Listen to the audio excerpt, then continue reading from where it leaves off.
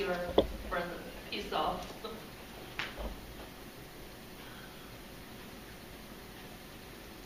There, there were a few things that I searched when I went to Canada for studying. First is weather, second is where I live, and the third is where I study, and last one is money.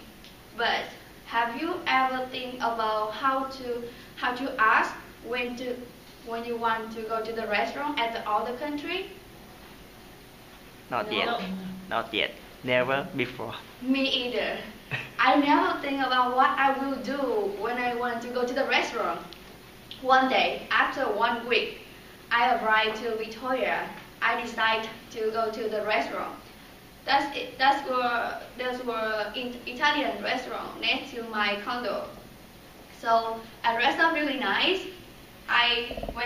On my way go to the restaurant. There was a man saw me, and he was holding the door for me and waiting me, even though I was really far away from the door. I mean, really far. You can imagine, like that's far. And then he's still waiting me. So I started to rush. So I run as much as I can to be there. And I said thank you. And still wondering why he's still waiting me. Maybe I look pretty, or he wanted to fire her girlfriend. I don't know. I still wondering. The question is stuck in my mind. I go to the restaurant. I saw the empty table. As soon as I saw it, I just sat there.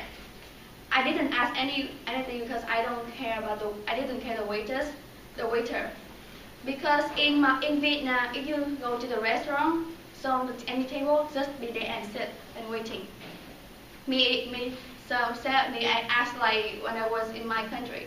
I sit there and the waiters run into my table and said, Madam, are you Miss Elizabeth?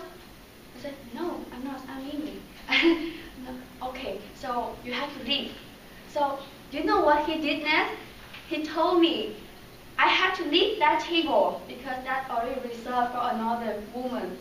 And all the people at the restaurant were looking at me. I feel so embarrassed. I stand up, I stand this, and I stood up and this, and could you imagine could you imagine being asking to leave a table at a restaurant? That's really horrible. And I went to a new table. He took me to really big table beside the window. I feel so appreciate what he did for me. He bring me more attention from other people about me. I sat at the table.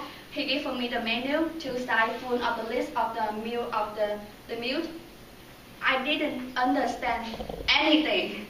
At that time, I have my dictionary with me. I put it on the table and started to learn a menu. It took me half an hour to know what happened inside. The waiter just walked around the table like this 7 times. Like, are you ready? No. Are you ready now? No. Up there, and he said, I'm ready to order. I had to order. I pointed to the name of the dishes, and then 15 minutes later, he roasted for me the meat with the knife and fork. I don't know how to use knife and fork in my life. It's the first time I use it. So I don't know what hand I have to use. I saw another people, and I tried to copy them, and I tried to really awkward. I don't know how to use. And suddenly I cut the meat. It stuck onto another woman's hair. It's stuck on another woman's hair. It's right there. I was, oh my God, as look at me. Other people look at me. I don't know, oh my God, what I can do now? The waiters run out and took the bar from the hair of the woman and like that. I said, do you want a new meat? I said, no, I want a stuffed steak. I think I do like that. And then he run into the kitchen, asked from the tiny tub. Only chopstick he carrying with her, bring to me the only chopstick that they have in the restaurant. I paid everything and he bring for me. He gave me dishes, really nice dishes, and desserts. And I don't know. I didn't order that. I don't have enough money to buy it, so I don't want to eat it. So I move it away, and the waitress moves it in, and he said it's for free.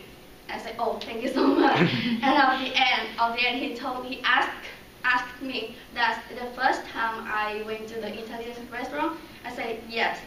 And then he heard me and I said, okay, next time you just tell me what it is and follow the people. The lesson I learned from that is when you new culture, better if you follow people or searching and learning first. That's what I learned from there. Thank you for listening.